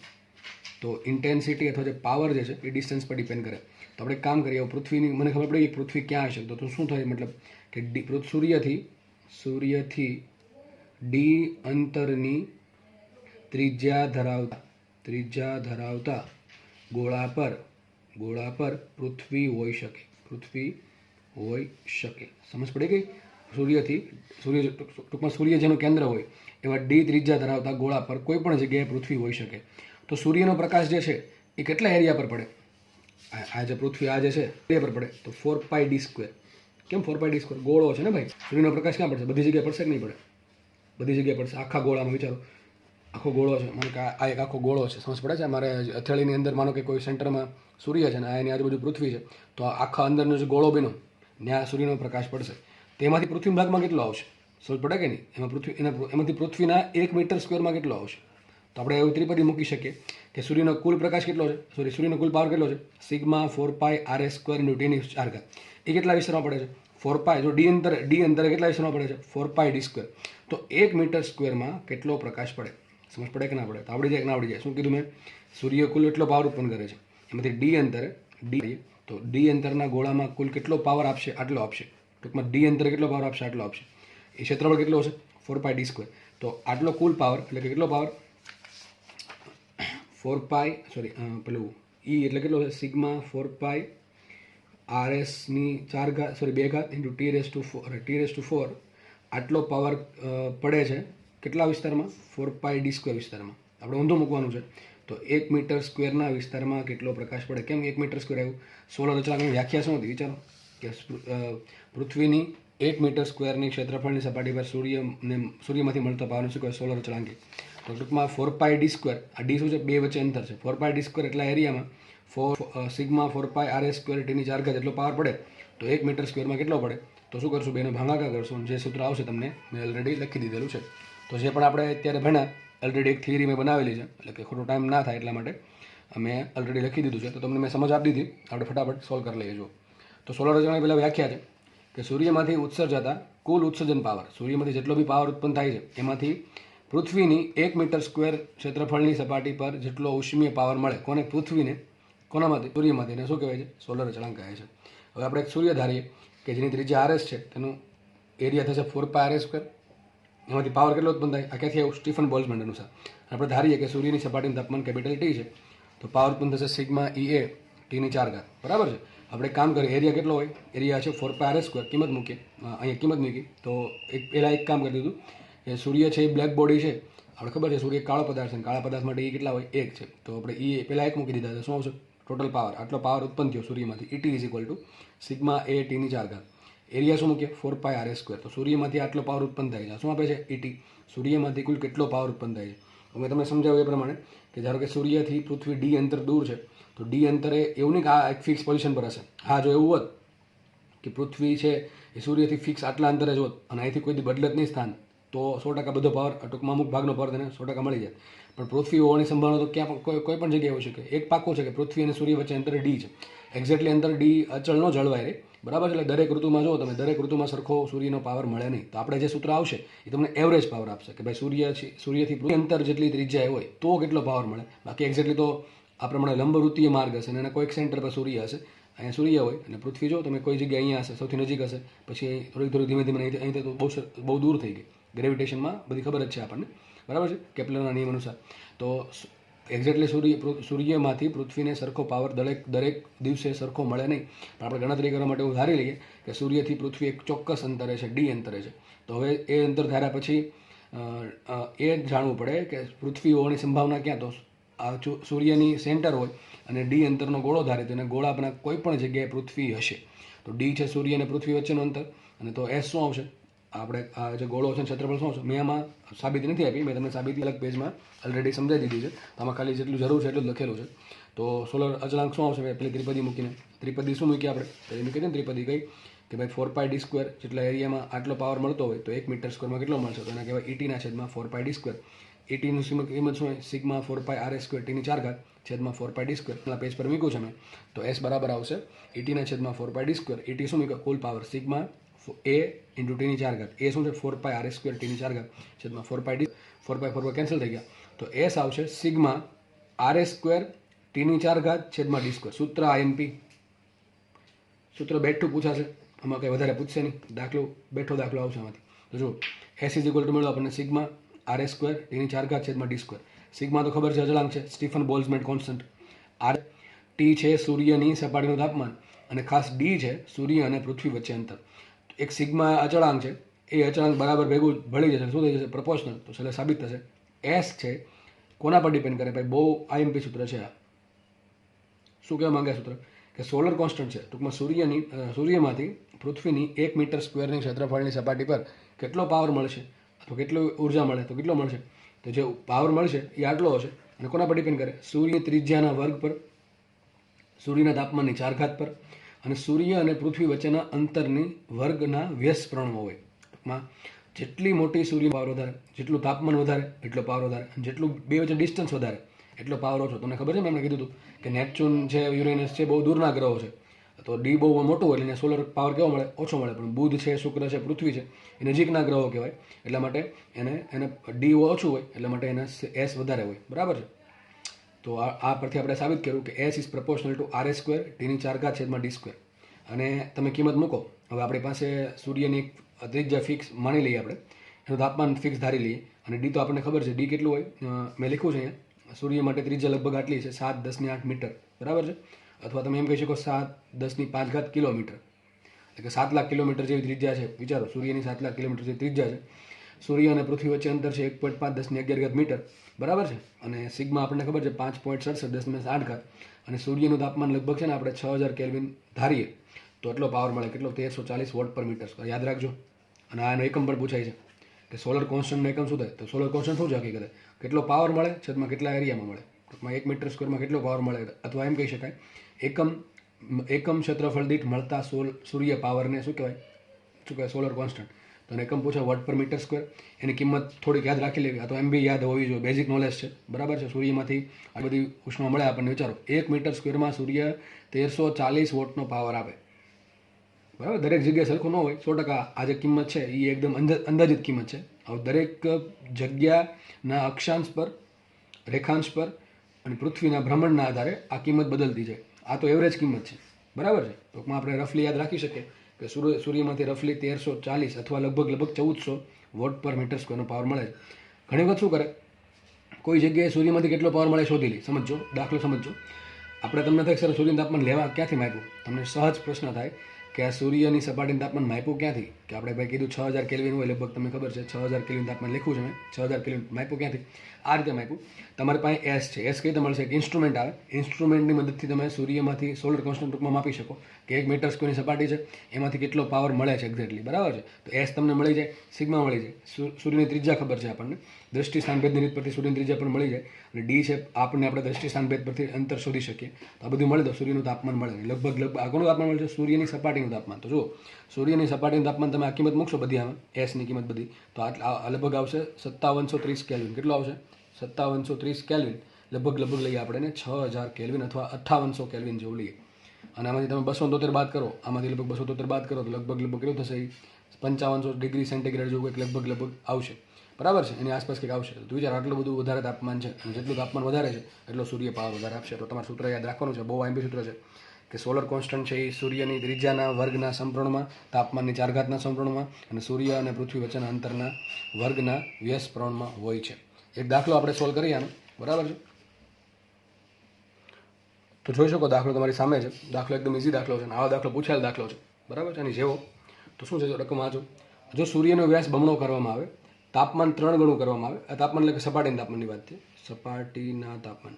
તો સૂર્યનો વ્યાસ બમણો, સૂર્યની સપાટીનું તાપમાન 3 ગણું, અને સૂર્ય અને પૃથ્વી વચ્ચેનું અંતર 4 ગણું થઈ જાય, બરાબર. આ તો કરશું તો નહીં થઈ જશે, માનો કે આવું થાય ભવિષ્યમાં, ક્યારેક આવું થયું કે સૂર્યનો વિસ્તરણ થઈને વ્યાસ બમણો થયું. એકદમ આ હાઇપોથેટિકલ દાખલો છે, કાલ્પનિક વિચારસરણી, બરાબર, ખાલી સિમ્પલ સમજવા માટે. તો સૂર્યનો વ્યાસ બમણો, તાપમાન 3 ગણું, અને સૂર્ય અને પૃથ્વી વચ્ચેનું અંતર જો 4 ગણું થતું હોય તો પૃથ્વી માટે સોલર કોન્સ્ટન્ટ કેટલા ગણો થઈ જાય? ટૂંકમાં હવે નવો કેટલો થઈ જશે?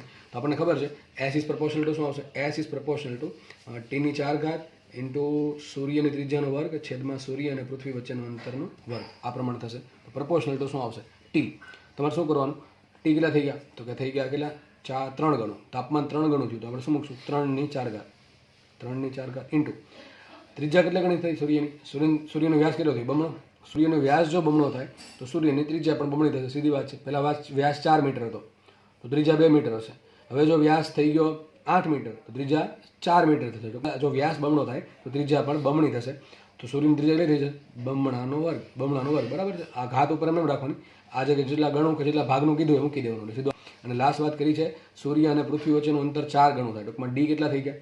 4 ગણો અને વર્ગ, બરાબર. આવું થશે ને? તો પ્રપોર્શનમાં મૂકીએ, આ થશે 3 તેરી 9 તેરી 27 તેરી 81. તો 3 ની 4 ઘાત આવશે 81 ઇન્ટુ 2 નો વર્ગ 4 અને છેદમાં આવશે 4 નો વર્ગ 16, બરાબર. તો શું આવશે? Proportional two S is proportional two 81, 4 4 ઉઠશે એટલે શું આવશે? 81 ભાગ્યા 4.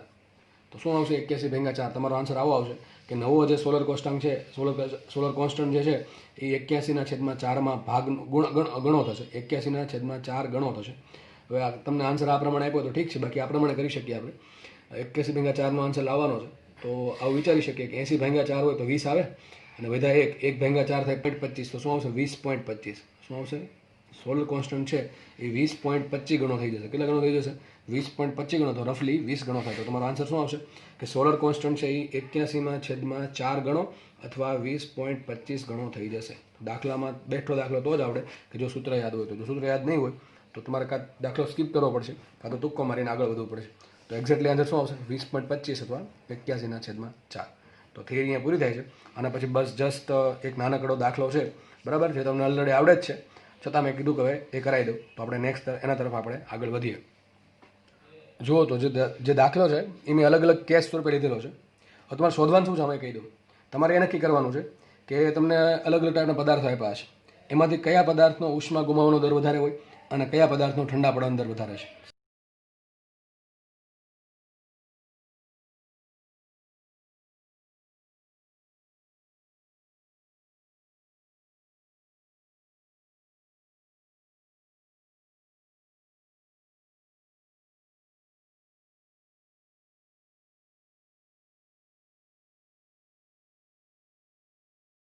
આપણે કયા પદાર્થ માટે ડીક્યુ બાય ડીટી વધારે હોય અને કયા પદાર્થ માટે ડીટી બાય ડીટી વધારે હોય એ જાણવાનું છે.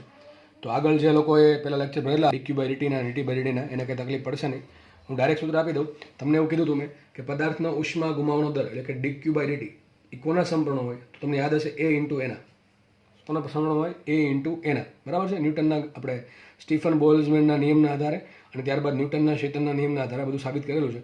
અને પછી એવું સાબિત કર્યું હતું કે પદાર્થનો જે ઠંડા પડવાનો દર છે DT by DT, DQ by DT છે ઉષ્મા કેટલી ગુમાવશે કેટલા સમયમાં, એટલે કે ઉષ્મા ગુમાવવાનો દર, અને ડીટી બાય ડીટી છે તાપમાનના ઘટાડાનો દર અથવા શીતનનો દર અથવા ઠંડા પડવાનો દર. ત્રણેય શબ્દમાંથી કોઈ એક શબ્દ તમને યુઝ કરશે. ફરીથી કીધું, ઠંડા પડવાનો દર, તાપમાનના ઘટાડાનો દર કે શીતનનો દર, એટલે શું બતાવે? DT by DT is proportional to શું હોય? A ઇન્ટુ E છેદમાં M ઇન્ટુ S, બરાબર. આટલું હશે. હવે મોટા આપણે એવું યાદ રાખશું કે મોટા ભાગના પદાર્થો માટે ઈની કિંમત બહુ વેરી થાય નહીં, ઈની કિંમત લગભગ સરખી હોય. તો યાદ રાખો જેટલી બી આપણે થિયરી ભણશું એ થિયરીમાં ઈ બરાબર સરખા લેશું દરેક પદાર્થ માટે. પદાર્થ સરખા મટીરિયલનો હોય કે અલગ અલગ મટીરિયલનો હોય એ લગભગ સરખું લેશું, કારણ કે એમાં બહુ વેરિએશન હશે નહીં. હા, જો બ્લેક બોડી હશે તો એના માટે એ બહુ એકની બહુ નજીક હશે, બરાબર છે, એ તો આપણને ખબર છે. પણ નોર્મલ બોડીની વાત કરી છે, પ્રેક્ટિકલમાં યુઝ થાય છે, તેના માટે એમાં બહુ કંઈ વેરિએશન જાજુ આવશે નહીં. અથવા આપણે એને ટૂંકમાં સાઈડમાં હટાવી દઈએ તો છેલ્લે સાબિત શું થશે? dq by dt is proportional to area અને dt by dt is proportional to a upon ms. તો તમને હવે ખબર જ છે. જો પેલો કેસ છે, બે સમાન, પેલો દાખલો આવો છે કે બે સમાન પદાર્થના બનેલા ઘન ગોળાઓ છે. બે સમાન પદાર્થના, ટૂંકમાં પદાર્થ એટલે ધારો કે લોખંડ લઈ લઈએ. મારી પાસે બે ગોળા છે લોખંડના, સમજો કે એક લોખંડનો ગોળો છે, આ બીજો લોખંડનો ગોળો છે. સમાન પદાર્થ છે, સમાન ગોળા નથી કીધા, સમાન પદાર્થના બનેલા છે ઘન ગોળાઓ. ઓકે, ચલો ઓકે, ચલો બે માટે ટી ને T0 સમાન છે. ટૂંકમાં આનું તાપમાન T છે, આનું તાપમાન T છે અને વાતાવરણનું તાપમાન T0 છે. એટલે આપણને ખબર છે, પરંતુ ત્રિજ્યા જુદી જુદી છે. બેની ત્રિજ્યા જુદી જુદી છે. માનો કે આ ત્રિજ્યા R1 છે અને બીજાની ત્રિજ્યા R2 છે, બરાબર છે. તમને R1 R2 ન્યુમેરિકલમાં આપણે આપે કે ભાઈ એક આની ત્રિજ્યા 10 સેન્ટીમીટર છે, આની 20 સેન્ટીમીટર છે, બરાબર. આપણે જનરલ દાખલો ગણીએ તો ક્વેશ્ચન આવો છે કે કયા ગોળા માટે dq by dt વધારે છે, ટૂંકમાં ઉષ્મા ગુમાવવાનો દર કોનો વધારે છે અને ઠંડા પડવાનો દર કોનો વધારે છે. તો આપણે જોઈ શકીએ છીએ dq by dt is proportional to area છે. ગોળાનો એરિયા શું થાય? 4πr², તો પ્રપોર્શનલ ટુ આવશે 4πr². તો ચાલો સાબિત શું થયું? Proportional to r². સાબિત શું થયું? dq by dt IMP સમીકરણ છે, dq by dt is proportional to r². અને ગોખવાની જરૂર નથી, મેળવી લેવાની જરૂર છે આ રીતે. તો સાબિત થયું આપણે કે ગોળા માટે dq છે ઇઝ પ્રપોર્શનલ ટુ r². ટૂંકમાં એની ત્રિજ્યાના વર્ગના સમપ્રમાણ હોય. તો જે ગોળાની ત્રિજ્યા વધારે, સમજો આમાં બીજું કાંઈ નથી આવતું ત્રિજ્યા સિવાય, તો જે હકીકત ઇન્ટુ ઈ આવે, પણ ઈ આપણે એટલે ટૂંકમાં ઈને કાઢી નાખે, ખાલી એક જ વસ્તુ વધે, r². તો જે ગોળા માટે ત્રિજ્યા વધારે એ ગોળો ફટાફટ ઉષ્મા ગુમાવશે. જે ગોળામાંની ત્રિજ્યા વધારે છે એ ગોળો ફટાફટ ઉષ્મા ગુમાવશે. એક ગોળાની ત્રિજ્યા 10 સેન્ટીમીટર છે, બીજાની ત્રિજ્યા 20 સેન્ટીમીટર છે, તો 20 સેન્ટીમીટર વાળો ફટાફટ ઉષ્મા ગુમાવશે. અને તમને એમ પૂછે કે બંનેની ઉષ્મા ગુમાવવાનો દર શું હોય, તો શું આવશે? અહીંયા 10નો વર્ગ, બીજા માટે આવશે 10નો વર્ગ, 20નો વર્ગ 400 છેદમાં 100, તો શું છે? 4 ગણો. ટૂંકમાં ત્રિજ્યા ડબલ થાય, ત્રિજ્યા ડબલ થાય તો ઉષ્મા ગુમાવવાનો દર 4 ગણો થાય. ત્રિજ્યા 3 ગણી થાય તો ઉષ્મા 4 ગણી થાય, તો ઉષ્મા ગુમાવવાનો દર 16 ગણો. આપણે એવું સાબિત કર્યું. પછી છેલ્લે વાત કરીએ કે ઠંડા પડવાનો દર. ચલો, ઠંડો કોણ ફટાફટ પડે? તો ઠંડા પડવાનો દર ડિપેન્ડ કરે a upon ms પર. કોના પર ડિપેન્ડ કરે? Area upon ms. જો આમ લખાય ને, એરિયા શું આવશે? 4πr², બરાબર. હવે દળ, તો આમાં બેમાં દળ કોનું વધારે છે? આનું વધારે છે, પણ આપણે એક્ઝેક્ટલી આ પ્રમાણે જઈએ કે ભાઈ દળને શું કહેવાય? ગોળાનું દળ શું થાય? 4/3 πr³ સૂત્રમાં આપણું દળ બરાબર ઘનતા ગુણ્યા કદ, અને ગોળાનું કદ શું? 4/3 πr³ રો ઇન્ટુ s એમ રાખીએ. હવે જુઓ 4π ઉડી જશે, 4π ઉડી ગયા અને 3 વધશે, 3 જશે ઉપર અને 3 તો અચળાંક જોડે ભળી જશે, એટલે 3 એક સંખ્યા થઈ ગઈ, એ અચળ આવશે. વચ્ચે શું? અહીંયા છેદમાં r³. આ બધી સંખ્યા છે એટલે આપણે પ્રપોર્શનલ જોડે ભેળવી દીધી. વધશે અહીંયા r² ના છેદમાં r³, બરાબર. તો શું વધશે? અહીંયા 1/ρrs. શું વધશે? 1/ρrs. એક ત્રિજ્યા ઉપરનો વર્ગ છે, નીચે ઘન છે એટલે એક ત્રિજ્યા વધશે ઇન્ટુ ρ ઇન્ટુ s. મતલબ શું થયો? જેના માટે 1/ρrs, ટૂંકમાં ρrs જેમ મોટું એમ ઠંડા પડવાનો દર ઓછો, બરાબર છે. ઓછું ઠંડુ પડે, ટૂંકમાં સમાન સમયમાં ઓછું ઠંડુ પડે. અથવા એમ કહી શકો ρrs જેમ નાનું એમાં જવાબ મોટો એટલે ઠંડા પડવાનો દર વધારે. પણ આપણને એમ કીધું છે સમાન પદાર્થના ગોળા બનેલા છે. સમાન પદાર્થો તેની ઘનતા કેવી હશે? સરખી. આ શું છે? s વિશેષ ઉષ્મા. તે પણ કેવી થાય? સરખી. સાબિત શું થાય? જો ગોળા સમાન પદાર્થના બનેલા હોય તો આવશે ખાલી 1/r. શું આવશે? 1/r. તો સાબિત શું થયું કે બે સમાન પદાર્થના બનેલા ઘન ગોળાની ત્રિજ્યા જો અલગ અલગ હોય તો એનો જો અહીંયા ઉષ્મા ત્રિજ્યાના વર્ગના સમપ્રમાણમાં છે, પણ ઠંડા પડવાનો દર છે એ એની ત્રિજ્યાના વ્યસ્ત પ્રમાણમાં છે. ટૂંકમાં એકની ત્રિજ્યા 10 સેન્ટીમીટર છે, બીજાની ત્રિજ્યા 20 સેન્ટીમીટર છે, તો જેની ત્રિજ્યા 20 સેન્ટીમીટર છે એની ઠંડા પડવાનો દર ઓછો છે અને 10 સેન્ટીમીટર વાળાનો ઠંડા પડવાનો દર વધારે છે. અહીં ઉલટું છે.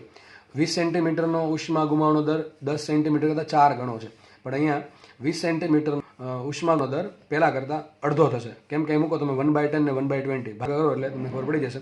તો જેટલે ગોળાની ત્રિજ્યા નાની એટલો ફટાફટ ઠંડો પડે, અને જેટલો ગોળાની ત્રિજ્યા મોટી એટલી ફટાફટ ઉષ્મા ગુમાવે. તો આપણે સાબિત કર્યું, કારણ કે dq by dt ખાલી પ્રપોર્શનલ ટુ એરિયા છે, પણ dt by dt ઘણું છે. એરિયા છે અપોન ms છે. જેનું દળ મોટું આવે એ પણ ઓછી ઉષ્મા ગુમાવે, જેની એ પણ ઓછો ઠંડો પડે, અને જેનો એરિયા વધારે હોય એ પણ ફટાફટ ઠંડો પડે. નેક્સ્ટ વાત કરીએ બીજો કેસ. તો આ તમને સમજાઈ ગયો છે. તો એકમાં આન્સર આવશે 1/r અને એકમાં આન્સર આવશે પ્રપોર્શનલ ટુ r², બરાબર છે. આગળ વધીએ. બે અલગ અલગ પદાર્થોના ઘન ગોળા. આપણે શું લીધું? અહીંયા બે સમાન પદાર્થોના હતા, એની જગ્યાએ શું છે? અહીંયા બે અલગ અલગ પદાર્થોના ઘન ગોળા છે. ખાલી એક જ કન્ડિશન છે કે બેના તાપમાન સરખા છે અને પરિસરનું તાપમાન બે માટે સરખું છે. તો આપણે જોઈએ dq by dt શું આવશે? dq by dt is proportional two, આપણને ખબર છે, એરિયા ઇન્ટુ ઈ. આપણે એને સાઈડમાં કાઢીએ તો શું આવશે? Proportional to area. ઘન ગોળો છે અને એરિયા શું થાય? 4πr². તો પ્રપોર્શનલ ટુ શું આવશે? r². મતલબ સાબિત શું થયું? અહીંયા પણ ભલે પદાર્થ અલગ અલગ મટીરિયલનો બનેલો હોય પણ ડીક્યુ બાય ડીટી કોના પર ખાલી આવશે સમપ્રમાણમાં? ડીક્યુ બાય ડીટી આવશે પ્રપોર્શનલ. તો અહીંયા જે રિઝલ્ટ આવ્યું હતું એ જ રિઝલ્ટ અહીંયા આવે. કારણ શું? કારણ કે જે ડીક્યુ બાય ડીટી છે એ પદાર્થ પર આધારિત નથી. કોના પર આધાર રાખે? ખાલી પદાર્થના ક્ષેત્રફળ પર. જેટલો એરિયા મોટો એટલું ફટાફટ ઉષ્મા ગુમાવે. વાત કરીએ ડીટી બાય ડીટીની, તો ડીટી બાય ડીટી બરાબર આપણે ખબર છે શું આવશે? A upon MS. તો એ કાઢીએ તો શું આવશે? A upon MS. અથવા ચલો આવું થાય છે. ઘનગોળા માટે એરિયા શું આવશે? 4πr².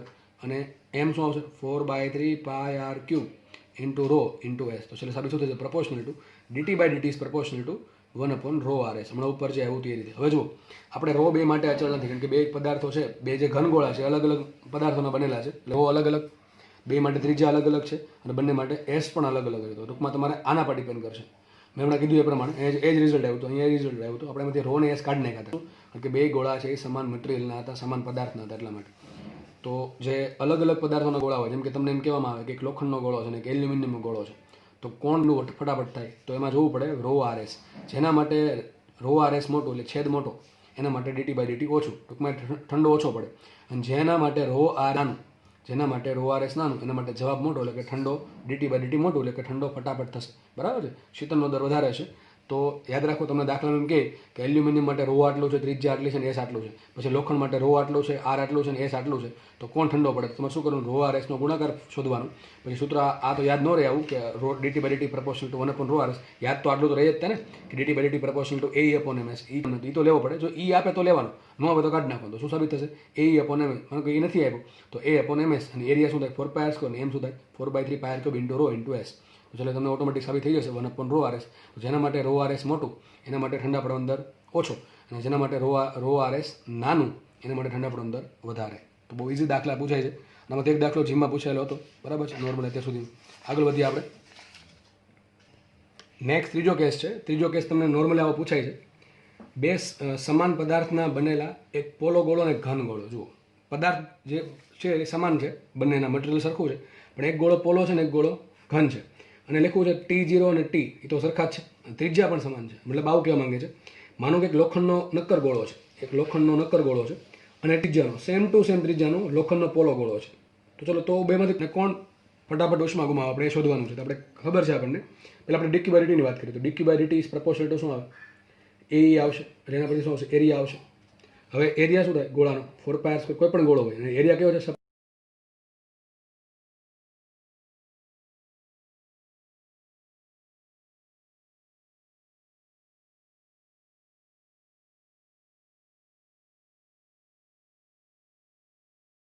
તો નક્કર ગોળા માટે સપાટીનું ક્ષેત્રફળ આવશે 4πr², અને જે પોલો ગોળો છે એના સપાટીનું ક્ષેત્રફળ 4πr² આવશે.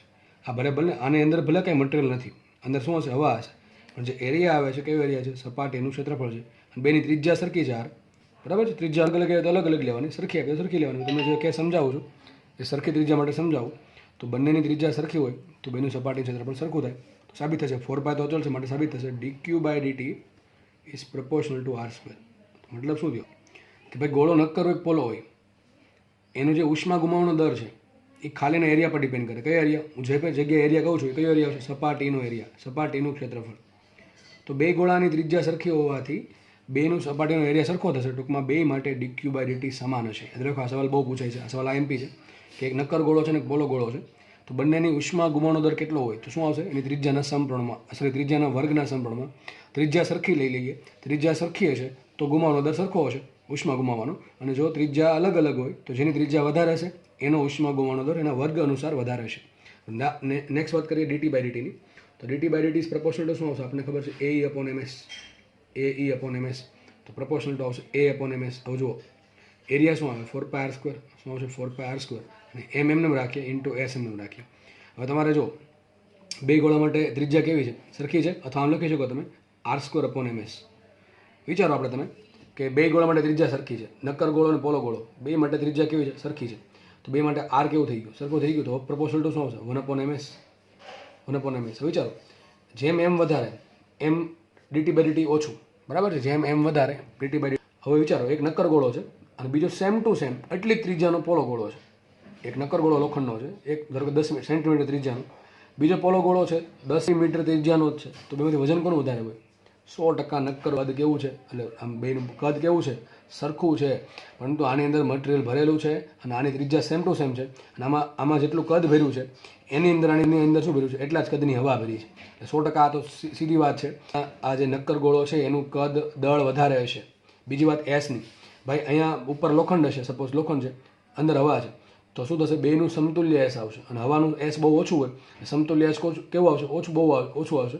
પરંતુ અહીંયા આખા ભાગમાં લોખંડ હોવાથી એસ આવશે વધારે. ટૂંકમાં એસ પણ આના માટે એસ પણ વધારે હશે, આના માટે એસ ઓછું હશે, આના માટે એમ વધારે છે, આના માટે એમ ઓછું હશે. મતલબ શું થયું, જેમ નક્કર ગોળા માટે એમએસ વધારે હોય, પોલા ગોળા માટે એમએસ ઓછું હોય. 100 વાતની એક વાત શું થયું, નક્કર ગોળા માટે એમએસ વધારે હશે, પોલા ગોળા માટે એમએસ ઓછું હશે. તો જેનું એમએસ વધારે એનો ડીટી બાય ડીટી ઓછો. ટૂંકમાં જેનું એમએસ વધારે એનો ઠંડા પડવાનો દર ઓછો અને જેનું એમએસ ઓછું એનો ઠંડા પડવાનો દર વધારે. ટૂંકમાં એ જોયું આપણે, પોલા ગોળા માટે એમએસ ઓછું છે એટલા માટે એનો ઠંડા પડવાનો દર વધારે છે. યાદ રાખો, આ સવાલ બહુ પૂછાય છે કે એક પોલો ગોળો છે ને એક નક્કર ગોળો છે, બે ત્રિજ્યા જો સમાન લેવામાં આવે તો કયા ગોળો વધારે ફટાફટ ઠંડો પડે? શું આવશે આન્સર? પોલો ગોળો. તો પોલા ગોળા માટે ઠંડા પડવાનો દર સૌથી વધારે હશે કમ્પેર ટુ નક્કર ગોળા માટે. એક સોલિડ સ્ફિયર છે ને એક હોલો સ્ફિયર છે, તો હોલો સ્ફિયર માટે ઠંડા પડવાનો દર અથવા શીતળનો દર અથવા તાપમાનના ઘટાડાનો દર નક્કર ગોળાની સરખામણીમાં વધારે હશે. બરાબર છે. તો અને આ વાત કે બેની ત્રિજ્યા જો સરખી લેવામાં આવે તો ઉષ્મા ગુમાવવાનો દર સરખો થશે. બેની ત્રિજ્યા સરખી તો ઉષ્મા ગુમાવવાનો દર સરખો, પરંતુ બેની ત્રિજ્યા ભલે સરખી હશે પરંતુ ઠંડા પડવાનો દર છે એ નક્કર ગોળા કરતાં પોલા ગોળામાં વધારે હશે. અને લાસ્ટ વાત કરીએ, જુદા જુદા પદાર્થોના બનેલા સમાન આકારના પદાર્થો. માનો કે સમાન આકાર એટલે શું થાય કે અલગ અલગ પદાર્થો છે, પદાર્થ જુદા જુદા, જેમ કે માનો કે એક એલ્યુમિનિયમનું કંઈક વસ્તુ છે, કંઈક ફેરસની વસ્તુ છે, કોઈ લાકડાની વસ્તુ છે, બરાબર, વુડની વસ્તુ છે. આ પ્રમાણે અલગ અલગ પદાર્થો છે, બરાબર. પદાર્થો અલગ અલગ છે પણ એના આકાર કેવા છે? સમાન છે, બરાબર. તો ચલો કોના પર ડિપેન્ડ કરે આપણે ફટાફટ જોઈ લઈએ. તો જોઈએ અહીંયા ડિક્યુબેરિટી કોના પર ડિપેન્ડ કરશે? તો આટલી બધી સમજાય પછી એટલી ખબર પડી ગઈ છે. ડિક્યુબેરિટી પ્રપોર્શનલ ટુ એરિયા. બધા પદાર્થોનો એરિયા કેવા છે? એક માનો કે લોખંડની શીટ છે, એક એલ્યુમિનિયમની શીટ છે, એક લાકડાની શીટ છે, બધાના આકાર સરખા છે પણ પદાર્થો કેવા અલગ અલગ છે, બરાબર. આ પ્રમાણે ધારો કે તમારે 5-6 મટીરિયલ બીજા છે, તેમાંથી કોણ ફટાફટ ઉષ્મા ગુમાવે તો શું આવશે? ડિક્યુબેરિટી ઇઝ પ્રપોર્શનલ ટુ એરિયા. બધા પદાર્થોના એરિયા કેવા છે? સમાન છે. તો એરિયા સમાન હોય તો ભલે પદાર્થો અલગ અલગ હોય પણ એરિયા સમાન હોવાના કારણે ડિક્યુબેરિટી બધામાં કેવું થશે? સમાન. તો ડિક્યુબેરિટી બધામાં થશે સમાન. વાત કરીએ ડીટી બાય ડીટીની, તો ડીટી બાય ડીટી આપણને ખબર છે proportional to A upon MS. Proportional to A upon MS, આમાં જ વાત આવશે. આને આમ લખી છે કે proportional to A into rho V into S, બરાબર કે નહીં? હવે જો મતલબ શું થયું આમાં, એમ બરાબર રો વી મૂકવું, અથવા એમ કહી શકો જેના માટે એ અપોન એમએસ. જો એરિયા બધા પદાર્થોનો એરિયા કેવો છે? સરખો, તો આ પ્રમાણે લખાશે 1 upon MS proportional to 1 upon rho V S. તો જેના માટે એમએસનો ગુણાકાર મોટો હશે એ ઠંડા પડવાનો દર ઓછો હશે, અથવા જેના માટે રોવીએસનો ગુણાકાર મોટો હશે એનો પણ ઠંડા પડવાનો દર જે છે એ ઓછો હશે. ટૂંકમાં પદાર્થો ભલે અલગ અલગ હોય અને સમાન આકાર હોય તો એમાં ઉષ્મા ગુમાવવાનો દર સરખો થશે પણ તાપમાન ગુમાવવાનો દર અલગ અલગ થશે, તાપમાનના ઘટાડાનો દર, બરાબર છે. કોના પર ડિપેન્ડ કરે? એમએસ પર. એમએસ જેટલું મોટું અથવા રોવીએસ જેટલું મોટું એમ એનું શું થશે? એમ એ ઠંડુ ઓછું પડે, બરાબર છે. અને એથી ઉલટું પણ સાચું કે જેમ એમએસ નાનું અથવા રોવીએસ નાનું એમ ઠંડુ ફટાફટ થાય. અને લાસ્ટ વાત કરી દઈએ આ ચેપ્ટરની અને આ ટોપિકની, અને એ આવશે 5મો કેસ. ચલો જુઓ, આ પૂછાઈ ગયેલો છે, પૂછાયેલ છે. શું છે? સમાન પદાર્થના જુદા જુદા આકારો. પદાર્થ સમાન છે, મટીરિયલ જે છે એ સમાન છે પણ આકાર જુદા જુદા છે. જેમ કે આપણે ફેરસ લઈ લઈએ, તો મને કે લોખંડનો ગોળો છે, એક લોખંડનો સમઘન છે, બરાબર. સમઘનની વાત, થ્રીની વાત થાય છે. એક લોખંડની પટ્ટી, ટૂંકમાં આ પ્રમાણે એક શું કહેવાય સમતલ પૃષ્ઠ છે, બરાબર છે. અને એક ધારો કે લોખંડની તકતી છે, ગોળાકાર તકતી 3Dમાં, બરાબર. 3Dમાં આ રીતે છે. તો તમને કહી દઉં, આ એવું કન્ડિશન છે કે દરેક પદાર્થ માટે રો ટીએસ ને રો સમાન છે, બરાબર છે. સાબિત શું થાય? DQ by DT is proportional to area. જેના માટે એરિયા મોટો એનો ઉષ્મા ગુમાવવાનો દર વધારે. યાદ રાખો, એક વસ્તુ કહું છું, માની લો બધાનું કદ સરખું છે, કદ સમાન છે, કન્ડિશન લઈ લઉં છું, કદ સમાન છે. યાદ રાખો બધાનું કદ સમાન હોય, બધાની ઘન જ છે, બધાની ઘનતા તો સમાન છે, કારણ કે પદાર્થ કેવા છે? સરખા પદાર્થો સરખા છે, મટીરિયલ સરખું છે. યાદ રાખો, સમાન કદ માટે સૌથી વધુ ક્ષેત્રફળ હોય સમતલ સપાટીનું. કોનું હશે? સમતલનું. પછી છે તકતીનું. ટૂંકમાં આપણે જે જાડાઈ છે, આ જાડાઈ એ બહુ ઓછા વધારે છે. બધાનું કદ કેવું છે? ધારો કે બધાનું કદ 1 મીટર ક્યુબ છે, 1 મીટર ક્યુબ કદ છે, બરાબર છે. તો લંબાઈ 1 મીટર હશે, અને લંબાઈ 1 મીટર, અને લંબાઈ પણ આનો માનો કે જે જાડાઈ છે સમતલની જે જાડાઈ છે એ જાડાઈ બહુ ઓછી હશે તો સમતલનો એરિયા બહુ મોટો હશે. સમતલનો ક્ષેત્રફળ બહુ મોટો હશે, એને પછી વારો તકતીની પાછળની જે જાડાઈ છે બહુ ઓછી હોય તો તકતીનો એરિયા પણ બહુ મોટો હશે. પછી સમઘન અને પછી ગોળો આવે. યાદ રાખો સમાન કદ માટે સૌથી હોય સમતલ સપાટીનું, પછી હોય ગોળાકાર તકતીનું 3Dમાં, પછી હોય સમઘનનું અને પછી હશે આપણે ગોળાનું, નક્કર ગોળાનું. બરાબર છે. તો ડિક્યુવેરિટી ઇઝ પ્રપોર્શનલ ટુ એરિયા. તો કોનો એરિયા વધારે આવશે? જેનો વધારે એરિયા હશે એ ફટાફટ ઉષ્મા ગુમાવશે. શું આન્સર આવશે? સમતલ. શું આવશે? સમતલ વધારે ઉષ્મા ગુમાવે. પછી વાત કરીએ ડીટી બાય ડીટીની. તો DT by DT is proportional to શું થશે? AE/MS. લઈ લઈએ પ્રપોર્શનલ ટુ A/E. તો ચલો કાઢી નાખીએ. આ ચલો કે ρ V/S. બરાબર ને? હવે પદાર્થ તો બધામાં સરખા છે. મેં દળવાળા શું લખ્યું? ρ × V લખ્યું. બરાબર. બધા પદાર્થો સરખા છે. પદાર્થ સરખા હોવાના કારણે ઘનતા સરખી. બધા પદાર્થો સરખા છે. એક જ મટીરિયલ છે ફેરસનું, એટલે બધા માટે S સરખું. તો સાબિત થયું પ્રપોર્શનલ ટુ A/V. તો આમાં પણ A/V નો ગુણોત્તર કોના માટે સૌથી વધારે આવશે? કારણ કે બધા માટે કદ તો સરખું છે, પણ ધારી લીધું કદ સરખું છે. તો શું આવશે? Proportional to area. તો એ બધા ફટાફટ ઠંડુ પડે. તો કોનો એરિયા મોટો આવશે? સમતલનો. તો શું આન્સર આવશે? સૌથી ફટાફટ ઠંડુ પડે સમતલ. તમે ઘરે પોતું મારો, બરાબર, તો શું બને? સમતલ સપાટી જ બને. શું બને? કે ભાઈ આ એક તમારો છે, સપોઝ કે આ ફ્લોર છે, તમે આમાં પોતું મારી દીધું આ પ્રમાણે, બરાબર છે. તો એરિયા એક સમતલનો એરિયા બને. અને પોતાની જે પાણીનું જે લેયર બને, વિચારો, પાણીનું જે લેયર બને છે જાડાઈ કેવી ઓછી, એટલે માટે સમતલનો એરિયા વધારે થાય. કારણ કે જે સમતલની જે જાડાઈ છે એ જાડાઈ ઓછી બનશે. અને મટીરિયલ છે, મટીરિયલનો વી કેવું છે? સરખું. તો સમતલનો સપાટીનો એરિયા બહુ મોટો હોય, તકતીનો એરિયા એનાથી ઓછો હશે. પછી ઓછો હશે સમઘનનો, સૌથી ઓછો હશે નક્કર ગોળાનો. કારણ કે નક્કર ગોળામાં અંદર મટીરિયલ ફીલ થાય. નક્કર ગોળામાં અંદર મટીરિયલ ફીલ થાય એટલે કે સપાટીમાં ઓછું મટીરિયલ બહાર આવે. એટલે માટે યાદ રાખ કે જો પદાર્થો સમાન પદાર્થના બનેલા હોય, જુદા જુદા આકારના હોય, તો તમારે યાદ આવું રાખવાનું છે કે આનું સૂત્ર શું આવે ખાલી. બાકી તો જે પણ કેસ આવ્યો હોય એ પ્રમાણે કરી દેવાનું કે જુદા જુદા આકાર છે તો એરિયા સરખો નહીં હોય. અને ρ V/S, અને ρ સરખું થશે કારણ કે પદાર્થ સરખો છે, S સરખું થશે કારણ કે પદાર્થ સરખો છે, અને એવું આપેલું છે કદ પણ સમાન છે, તો V પણ સમાન. તો બધું શું? ખાલી પ્રપોર્શનલ ટુ એરિયા. તો જેનો એરિયા મોટો એ ફટાફટ ઠંડુ થાય. અને આમાં તો એક જ વસ્તુ આવશે હંમેશા, જેનો એરિયા મોટો એ ફટાફટ ઉષ્મા ગુમાવે. તો આપણે યાદ રાખો, સમતલ સપાટી સૌથી ફટાફટ ઠંડી પડે અથવા ઉષ્મા ગુમાવે. એને પછી કોણ આવશે? તકતી આવશે, ગોળાકાર વર્તુળાકાર તકતી. બરાબર છે. આ બેની આપણે જે જાડાઈ છે બહુ ઓછી ધારેલ છે, બહુ પાતળી જાડાઈ ધારેલી છે. પછી આવે સમઘન અને પછી આવશે નક્કર ગોળો. બરાબર છે. તો આ પ્રમાણે આ થિયરી પૂરી થાય છે અને જોડે જોડે આ ચેપ્ટર પણ પૂરું થાય છે. તમને ચેપ્ટરમાં જેટલું બી કરાવવામાં આવ્યું છે એ તમામ પ્રકારના દાખલા વ્યવસ્થિત કોન્સેપ્ટ સહિત ગણશો, પ્રેક્ટિસ કરશો, તો આની બહાર એક પણ વસ્તુ પૂછાવાના ચાન્સ નથી. અને જો આની બહાર કંઈ પણ હશે તો એ પણ તમે આરામથી કોન્સેપ્ટથી સોલ્વ કરી શકશો. અને ટૂંકમાં જેટલું ભણાવ્યું છે એ સફિશિયન્ટ છે. બાકી જરૂર છે તમારે પ્રેક્ટિસની. અને જોડે જોડે આ જે તમે ચોપડામાં લખો છો એની પણ ધીમે ધીમે પ્રેક્ટિસ કરવી. બાકી જ્યારે સમજશો ત્યારે સમજાઈ જશે, આવડી જશે, પણ જેમ જેમ સમય જશે પાછું ભૂલાઈ જશે. એના માટે રિવિઝન જરૂરી છે. તો દરેક વ્યક્તિએ રિવિઝન કરવું. બરાબર છે. આ સાથે આ લેક્ચર અહીંયા પૂરું થાય છે. આ સાથે આ ચેપ્ટર અહીંયા પૂરું થાય છે. તો આના પછી આપણે work, energy end power chapter આગળ વધારશું અને દરેક વ્યક્તિને એ નવા ચેપ્ટરમાં જોડાયેલા રહેવું. Thank you so much.